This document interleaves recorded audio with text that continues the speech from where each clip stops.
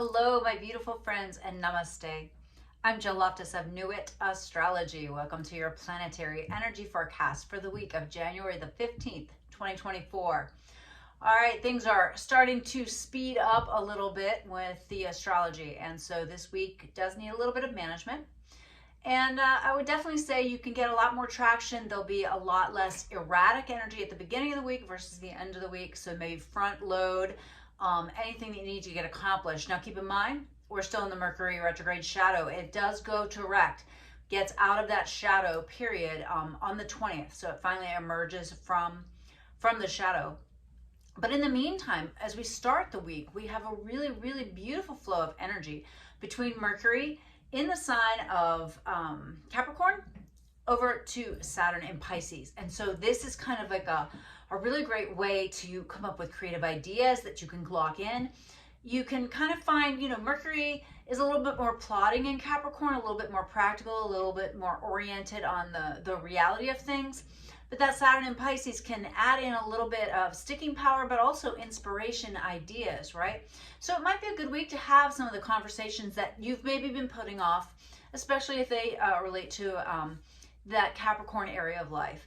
And, you're finishing up the retrograde. It's time to review, rethink, and reconsider some of the things that you've been working over the past couple months, all right?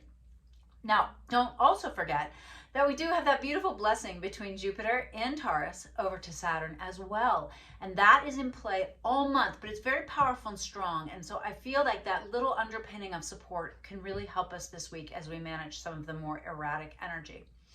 Now, I really want to watch on the 15th for any inspiration that might come through, because the sun is sending a sextile energy over to Neptune. And so this can be wonderful. It can be marvelous. I would look at this as, because the sun's still in Capricorn, as maybe doing something practical that is inspired. So make a painting, right? Or if you're going to meditate with the image of like a tree or something in nature, something physical. It might be a great idea that you have about a way you could do better with your finances, or it may give you some inspiration in your career or job. So look for those benefits as they flow through at the beginning of the week. And remember, sextile energy needs you to do something with it. All right, it's an opportunity. It is not. It's not something handed on a silver platter. You will need to put in some effort. All right, so those are the first couple days. That Mercury and Capricorn sextile to Saturn comes about midweek, so also very beneficial. But then we have to start watching our astrology as we get from Wednesday on. Why? Well, because the sun is getting very close to Pluto. Remember, Pluto was moving backwards in the sign of Capricorn. Now moving forward, putting in those last few, touches on that area of life for you. Now the sun is going to come together with Pluto, and they will walk together within the same 12 hours. They will both move into Aquarius. This is rather unusual. It is something that to really watch, because whenever Pluto is there, Pluto brings in a volatility, right? Pluto is the death, dying, and rebirth energy. And so when it comes in contact with the sun and they merge together, there could be a dramatic event. I am really keeping my eye on this. My concern is for solar figures, people in charge. There could be some problems. There could be a death. There could be something being really, truly transformed. I would pay attention to any of the symbols that relate to technology. That might also give us some clues as to what, once Pluto firmly settles into Aquarius, what that's going to look like. I would pay attention to news about AI. I would pay attention to issues with governments and currencies and things like this that are really going to be in play the rest of this year. Now, we're also going to watch, because Venus, who's moving through the sign of Sagittarius, and that's, the kind of an optimistic, let's go do the things, experience the things, say the things, is in a clash. That Sagittarius energy is clashing with the Neptune in Pisces. And so there could be some miscommunications, or again, this boldly going in the wrong direction kind of vibe, especially if it has to do with money, values, or things that are Venusian, right? So I would slow it down a little bit. yes, you may come up with some inspired, wonderful ideas this week. Vet them. Check everything out thoroughly. And especially once you get to the, Thursday, Friday into the weekend, make sure you're seeing it clearly before you make a big commitment. All right. On the 21st, the sun goes into Aquarius at 9:07 a.m. Eastern. Pluto goes in at 7:50 p.m. Eastern. This, again, is huge. Watch the symbols. Pay attention so that you can stay adaptable. Now, I'm going to now give you my 3 ways to high vibe this week. I'm going to say at the very beginning, have some of the hard conversations that you may have been putting off. Okay, that's the purpose of Mercury retrograde, right? It gives you that opportunity to go back and really make and forge positive connections. And so, especially because there's some lovely support for that Mercury this at the beginning of the week, go ahead and schedule those. The sit downs, the truth telling, whatever needs to be said.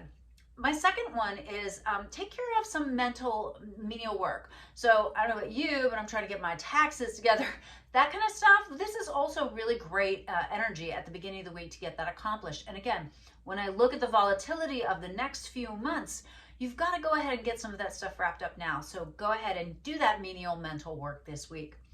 And then finally, find inspiration. There are some lovely inspirational aspects coming up this week. And so take a moment to really tap into that. Make sure there's a little space for you to creatively solve problems, to be inspired, to find happiness amidst all the change and upheaval. Now, 3 ways to really watch, or 3 things to avoid the lower vibrational ways of working with this week, is to have a new idea and just dive in, like everything, 100%, all the way in. Whoa. Okay, especially if it comes at the middle to end of the week when we're experiencing that clash between Venus and Neptune, all right? So slow it down a little bit, make sure you're on the right path. Power struggles, man. Anytime Pluto's involved, power struggles can abound, all right? And so see where those might be popping up in your life and try not to engage and try not to take the bait, so to speak, in those types of events. Someone cuts you off at an intersection, you just let them go on by. Wish them well, wrap them in light, right? Avoid power struggles, especially once we get to the end of the week. And finally, avoid getting stuck in old patterns or old ways of doing things, all right? Pluto is there to upgrade us. It is transformational energy. And so to the extent that you want to stay in the past, clinging to things that no longer work in your abundant, beautiful future, the more you will suffer, all right? So Pluto is the harbinger of what's new and what's next, and it does not always harmoniously break things down. Sometimes it destroys them, and out of that destruction, something new is born. Something like that is going to happen at the end of this week, beginning of next, and symbolically, at least. You need to see the lesson, understand what the message is, and let go so that you can be reborn in some way. All right, my friends, I wish you the absolute best week. Please keep in touch. Drop a comment below if you found this useful, helpful. I am starting a new life transformation course if you are at all interested in understanding how the broader system of yoga, which includes lifestyle, moral choices, meditation, physical poses, everything. I have this wonderful online course and I'm starting a new group next month, so please join us. I also have memberships available, so if you're interested in getting personal advice every month from me, I am so honored to do that work, and hop on the website and find out more. All right, let's check out the tarot and see what it says about how to manage this somewhat volatile week. Hello, my beautiful friends, and welcome to your Isis Lotus Tarot spread for the week of January the 15th, 2024. Interesting week ahead. Some really positive aspects as we begin, but the volatility at the end of the week does need to be observed. So, as you know, there'll be 2 different ways to handle the energy, and let's take a look and see what the cards have to say.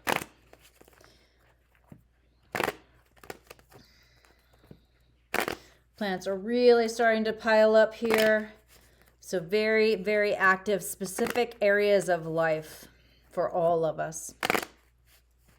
All right. So the first card is kind of the past, where we've been coming from, and it's the Page of Cups. So we've had a new idea, something that we've wanted to start. And you, Two of Cups, nice. Things are working. So something has really come through that's been good for you. Present environment, feeling settled to a certain extent. There's something there that you really want to hang on to and enjoy. And as these things come together, we've got the High Priestess energy coming in, which says, hey, you have angels, you have guides, you have helpers around. They are there for you. All right. The key card is the Queen of Swords. So we have to approach this week with a lot of logic. One of the ways to go, Emperor energy. So large, in charge. On the other hand, you may have to pour time, energy, and resources into something. Wow, our near future key card, Hierophant energy. So it's amazing to have the High Priestess, Queen of Swords, and now the Hierophant. So either people are coming to you for advice, or it behooves you to really tap into kind of a spiritual leadership role this week in some way. Now, the modifiers over on the Emperor side is that you can get Five of Swords too hung up on one specific thing. All right. Over on the Six of Pentacles side, it's encouraging. It's saying, hey, you're already on your way. Now, with that Five of Swords on the Emperor side, it's the Chariot. Move forward, move forward. So don't get too narrow-minded, though. Over with the Nine of Wands on the Six of Pentacles side, Six of Cups, something from the past coming forward. Over on the Emperor side, for the possible solutions or progressions, Queen of Pentacles energy, so something financial coming through. On the other side, Six of Pentacles, and we've got the Nine of Cups, abundance, emotional fulfillment. Paired with the Queen of Pentacles on the Emperor side, the Moon. There's a lot going on. Could be some emotional energy sparking up. And over with the Nine of Cups on the Six of Pentacles side, fear of theft, okay? Concern here. Seven of Swords. There's a potential problem arising. Wow. Okay. So I really think this is interesting as far as this week. So we start out, Page of Cups energy. That's where we've been. We've had this idea. Something has come together that we think is the right way to go. We're feeling secure in our environment, and we've got to spiritualize it. We feel like we're getting guidance. Now we have to approach it rationally. One way to do that is to be the Emperor, getting the team together, delegating information, really understanding, wow, I'm manifesting on a huge scale here, getting the advice that you need in order to do that. Be careful not to just, be too narrow-minded, but move forward, all right? Broaden your scope and view. And again, I really feel like this is very much an energy over on this side of collaboration and working with others. Stay grounded, stay practical, and still be intuitive and understand that maybe you don't have all the information yet. On the other side, we're coming from this Queen of Swords energy and Six of Pentacles. So there's something you've been pouring energy into. It may be time to step back, take a little look, get some advice if you need it, but then continue to move forward. Now, there should be something sparking up, maybe something coming back around from that retrograde that's going to make you feel really good and feel very excited about it. But there's a risk of it being taken from you. Let's do a flip over for that if you don't have good boundaries. So you're going to need to have some good boundaries here. You can be so caught up in this whole wow, it's all coming together, that you miss out on an opportunity because you're not holding good boundaries. You may be wanting to take on too much on this side as well, and so that's something for you to pay attention to. All right. This is a really interesting spread for the week. I do hope that you have a wonderful, positive experience, especially with that Pluto conjunction with the Sun. It's going to be a lot. It's going to be intense. So I hope you can stay grounded and manage that energy with wisdom. I'll see you next week.